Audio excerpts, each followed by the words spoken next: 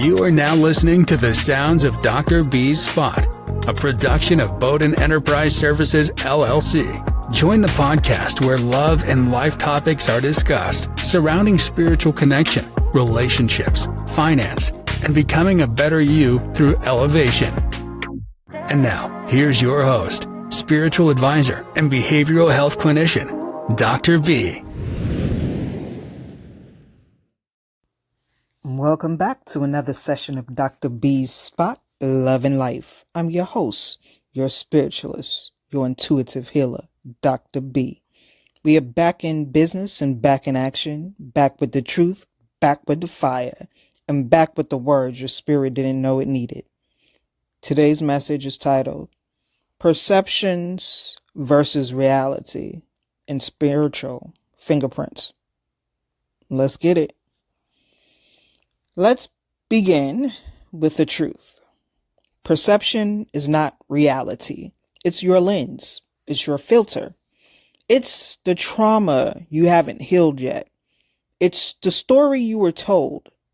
It's the mask someone handed you before you even knew your own face. But see, reality is coded in spirit. It's written in truth. It's lined with patterns only discernible by those who have awakened. Many are reacting to a perceived version of you and not who you really are. They reject you, envy you, or try to humble you based on a version they've created in their minds. But your reality, it's been stamped, signed, sealed, fingerprinted by the Most High. And the reason this matters is because perception can be weaponized. People can build whole narratives about your life that have nothing to do with your truth. And if you're not grounded, you may start questioning your own reflection. And that's why spiritual discernment is more than just a gift. It's a survival.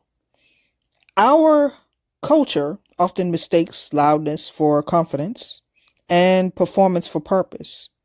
You could be operating in sacred silence and still be perceived as lost or irrelevant.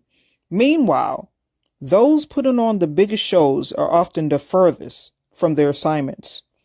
Reality walks quiet but powerful. Don't get fooled by the noise. The danger of perception is that it doesn't require your permission. Someone can build an entire opinion of you without ever asking who you really are. And if you're not careful, you will start trying to prove things to people who never wanted the truth, only their version of you. So, here's the question. Are you living your reality? Or are you reacting to their perception? That question can set you free. That question can stop the performance. That question can reroute your life. Let's talk about spiritual fingerprints. You may not realize it, but just like the physical fingerprint, you have a spiritual signature that is unique. No two spirits walk this earth with the same imprint. And this is why certain rooms reject you. Why certain people misread you. Why some try to contain what they don't understand. It's not you. It's the oil you carry. You've been marked, anointed, appointed, and even when people misunderstand your presence, your fingerprint is still leaving a mark. Isn't that something? Your fingerprint carries your call, your wounds, your wisdom, and your power. When you walk into a space, something in the atmosphere shifts. Even if no one says a word, people can feel you, even when they don't know what they're feeling. And for the spiritually unaware, that can be uncomfortable. Have you experienced that before? Well, that's why you experience silent hostility. Your fingerprint is doing the work. Your fingerprint isn't just about spiritual gifts. It's about the energy, the frequency, the divine message you carry. It's the oil that your suffering produce. It's It's the coding embedded in you through every trial you survived, every heartbreak you outgrew, and every lesson that bent you but didn't break you. Don't ever downplay the fact that you're still here. You survived things designed to destroy you, and the proof of that survival isn't just in your story, it's in your fingerprint. That's why you can't be cloned. That's why people can copy your words and still not move people like you do. So be mindful of who you allow to touch your spirit. Not everyone deserves to come into contact with your sacred fingerprint. You are a living, breathing testimony, not a trend. And those who mishandle your energy will answer for it. Sometimes growth will offend those still operating in old perceptions. They met you at your struggle and assumed you'll stay there. They saw your surrender and called it weakness. They saw your servitude and thought they could control it. Well, what they didn't see was your ascension. They missed your graduation day. They weren't there for your spiritual promotion. So now they're stuck trying to relate to who you were, not who you've become. You get it? It's hard to watch people freeze frame you in your past. They cling to an outdated version of you because it makes them feel comfortable. But your growth demands space. And not everyone is willing to grow with you. So some want to hold you to your lowest chapter because it keeps them in control. You might notice certain relationships feel heavy or forced now. That's because you outgrew the dynamic, not the love. There is a difference. And when you try to force old patterns onto new versions of yourself, your spirit gets agitated. That agitation is a sign. So pay attention. This is also where you must stop apologizing for evolving. You don't owe anyone an explanation of your healing, your glow up, your boundaries, or your peace.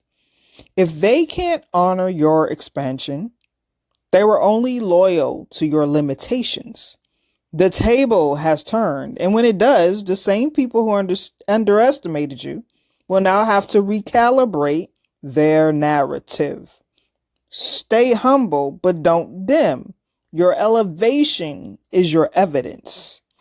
So what do? You don't explain. You elevate. You don't shrink. You expand. You don't try to match their perception. You own your reality. This is a season of divine alignments. You are being called to honor your fingerprint, not fit someone else's projection. The relationships that break right now, let them fall. The misunderstandings, let them clarify themselves in your absence. You were not created to fit. You were designed to stand out. Elevation often comes with separation, and that can feel like punishment when it's really protection. Some people can only walk with you up to a certain level. Beyond that, their presence becomes a hindrance, not a help. Don't resist the release. It's divine. You're not losing lovers, friends, relationships. You're shedding illusions. Those who can truly see you won't need constant explanation. They won't shrink you, dim you, or mute you. They will celebrate your rise, even if it convicts their comfort. Honor your process. Stay faithful to your fingerprint. It carries an assignment that was never meant to make you blend in. You were created to stir, to awaken, to ignite. That's why average environments feel suffocating now. It's time to breathe in higher air. And remember, silence can be a spiritual strategy. You don't always have to announce your ascension. Sometimes your absence is the loudest sermon. If you've been feeling misunderstood, if people have been mishandling you, I want you to repeat after me. Take a breath. Just release that. Now, say after me. Repeat. I release the weight of false perceptions. I walk in the truth of who I am. I honor my fingerprint, my mission, my divine assignment. I allow reality to reveal itself and take form. I am no longer afraid to be seen. Repeat it until it breaks something inside of you. Repeat it until it becomes truth in your bones. These aren't just words. They're declarations. When your voice comes into agreement with your spirit, atmospheres begin to shift. Write those affirmations down.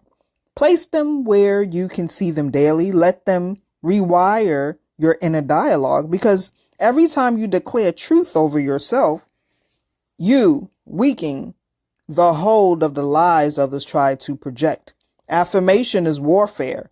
It reclaims territory. And the first territory you must win back is your mind. Before you convince the world of who you are, you have to first believe in it in secret. This is about identity, reclamation, spiritual clarity, and unapologetic presence. You are not just speaking these words. You are returning home to your truest self. You are not who they imagined. You are not who they tolerated. You are not the version they could manipulate. You are the awakened one, the healed one, the chosen one.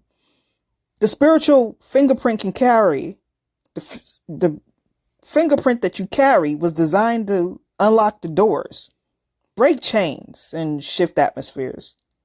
So don't water it down. Don't hide it. Don't explain it. Live it. Even your silence carries strategy. Even your stillness has power. People think because you're quiet, you're weak. But in reality, you're watching, discerning, preparing. Because when you move, you shift everything. Every betrayal, every setback, every delay added weight to your fingerprint. You became heavier in the spirit realm. So don't be surprised when light conversations bore you or shallow spaces irritate you. You outgrew them. You were never built for background energy. You were called to be the blueprint, the leader, the frequency breaker. That's why it had to be you. And the moment you fully accept who you are, everything around you starts to recalibrate. Recalibrate. I'm repeating it for a reason. Take it in. Reality responds to boldness. Reality respects alignment. Thank you for tuning in to Dr. B's Spot, Love and Life. I hope this message has reached you in a beneficial and divine way. If this episode resonated with you, please like and share with someone who could use a fresh perspective. Until next time, be blessed with less stress. Much love, Dr. B, and I'm out. Join us next time at Dr. B's Spot, where we dive into the real deal of love and life by tapping into your body, mind, and spirit. Don't forget to like, rate, and comment on each podcast that we drop.